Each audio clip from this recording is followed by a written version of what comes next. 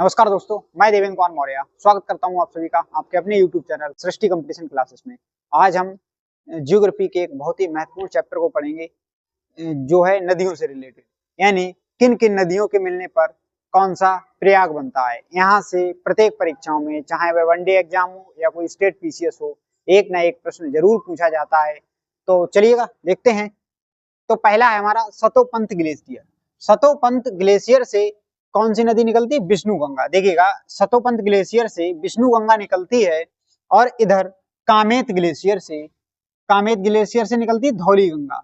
यानी सतोपंत ग्लेशियर से विष्णु गंगा निकलती है और कामेत ग्लेशियर से धौली गंगा निकलती है। और जहां पर ये दोनों मिलती हैं, मतलब ये गंगा, ये दो नदी, देखिए मिलने का मतलब ये नदी इधर से निकली, ये इधर से निकली, जहां पर ये दोनों मिलती हैं वह या उस बिंदु को विष्णु प्रयाग कहते हैं। जहां पर वह मिल रही हैं वह प्रयाग विष्णु प्रयाग कहलाता है।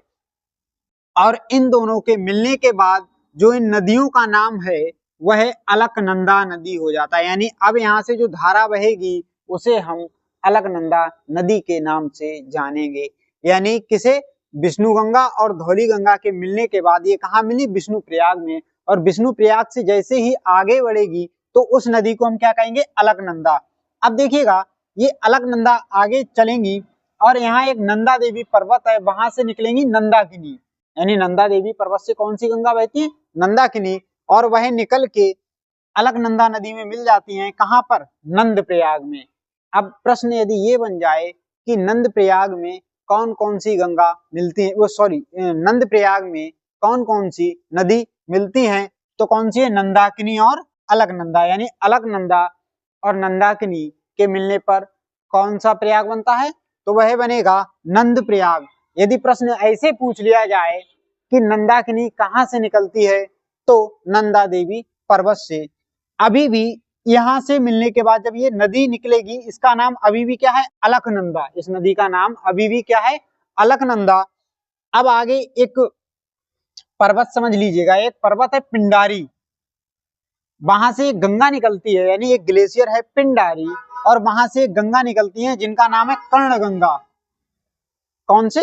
पिंडारी ग्लेशियर से एक गंगा निकलती है जिनका नाम है कर्ण गंगा, और वह आके अलकनंदा नदी में मिल जाती हैं। और जिस स्थान पर मिलती हैं उस स्थान को कहते हैं कर्ण प्रयाग। यानी जिस स्थान पर कर्ण गंगा अलकनंदा नदी से मिलती है, ये कौन सी नदी है? अभी भी अलकनंदा है। जिस स्थान पर कर्ण गंगा अलकनंदा नदी से मिलती हैं उसे कर्ण प्रयाग कहते हैं। अब देखिएगा, चौराबाड़ी ग्लेशियर से, चौराबाड़ी ग्लेशियर यही क्या है? केदारनाथ। देखिएगा, यदि परीक्षा में पूछ लिया जाए केदारनाथ कहाँ है, तो चौराबाड़ी ग्लेशियर के पास। और यहीं से एक गंगा निकलती, नदी निकलती है, यानी यहाँ से एक नदी निकलती है जिसका नाम है मंदाकिनी। चौराबाड़ी ग्लेशियर से कौन सी नदी निकलती है? मंदाकिनी।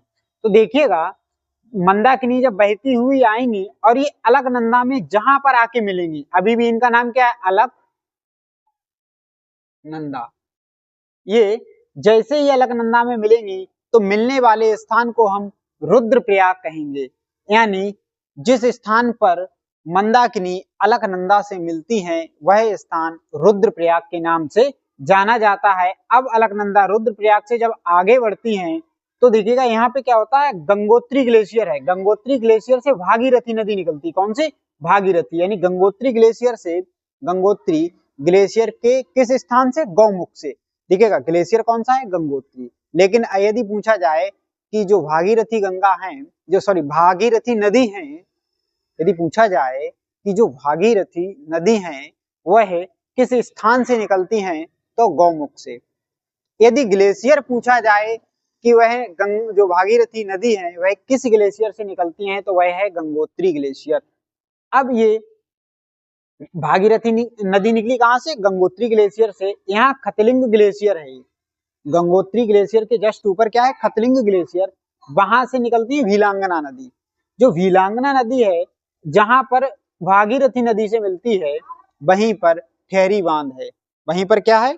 ठहरी बांध। और ये भारत का सबसे ऊंचा बांध है। भारत का सबसे ऊंचा बांध है।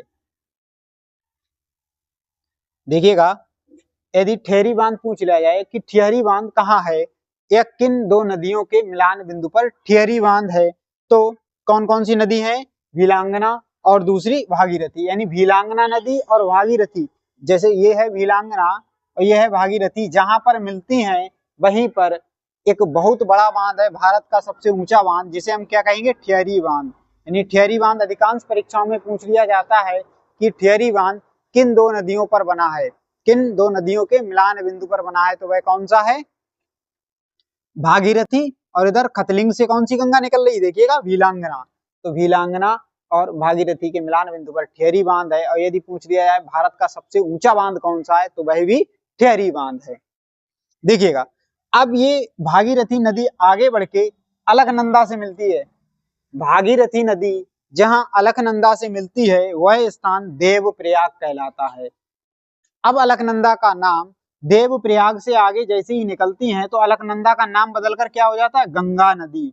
यानी देवप्रयाग के आगे जब अलकनंदा निकलेंगी तब उनका जो नाम होगा वह होगा गंगा नदी। सही है, गंगा। अब यहाँ पर हम आपको लिख देते हैं कि किस नदी के मिलान बिंदु पर, यानी जब दो नदियां मिलती हैं तो कौन सा प्रयाग है। तो देखिएगा जहां विष्णु गंगा मिलती है, विष्णु गंगा और धौली गंगा, गंगा यानी नदी, सही ना, धौली नदी, तो वहां पर कौन सा है, विष्णु प्रयाग। कौन सा प्रयाग है, विष्णु प्रयाग। देखिएगा यहाँ पर विष्णु गंगा लिखा है, यानी विष्णु नदी या फिर विष्णु गंगा, बात एक ही है ना, ये गंगा नदी है। अब आगे आएंगे तो हम देखेंगे एक नंदाकिनी है, यानी नंदाकिनी नदी प्लस कौन सी नदी से मिल रही है, ये नंदाकिनी किससे मिली, अलकनंदा से। तो यहाँ पर कौन सा प्रयाग बना है, नंद प्रयाग, नंद प्रयाग। अब यहाँ पर हम थोड़ा सा और आगे देखेंगे, ये पिंडारी से निकली कर्ण गंगा, कौन सी, कर्ण गंगा। तो कर्ण गंगा प्लस अलकनंदा, ये मिल किस में रही है, अलकनंदा में। अब अलकनंदा में मिलने पर क्या बनेगा, तो वह बनेगा कर्ण प्रयाग, कर्ण प्रयाग। अब थोड़ा सा और देखेंगे, मंदाकिनी, ये मंदाकिनी नदी आई, ये मिली अलकनंदा में, और यहाँ क्या बना, रुद्रप्रयाग। यानी मंदाकिनी मिलती हैं किससे, अलकनंदा से, तब बनेगा रुद्रप्रयाग, रुद्रप्रयाग। अब यहाँ पर यदि बात की जाए, यहाँ से कौन सी नदी निकली, भागीरथी, और भागीरथी जब अलकनंदा में मिलेगी, भागीरथी जब मिलेगी अलकनंदा से, तो वह प्रयाग होगा देवप्रयाग। कौन सा प्रयाग है, देवप्रयाग। अब यहां से ही देवप्रयाग के आगे जब ये नदी बहेगी तो इसका नाम अलकनंदा नहीं बल्कि गंगा नदी हो जाएगा। यानी देवप्रयाग के आगे जब अलकनंदा नदी बहती है तो उसका नाम क्या हो जाएगा, गंगा नदी। तो यहाँ से एक ना एक प्रश्न बनता है, हर परीक्षाओं में पूछा जाता है, और परीक्षाओं की दृष्टि से ये जो प्रयाग हैं बहुत महत्वपूर्ण है। आशा करता हूँ आपको ये समझ में आए होंगे। मिलते हैं कल किसी और टॉपिक के साथ, तब तक के लिए नमस्कार।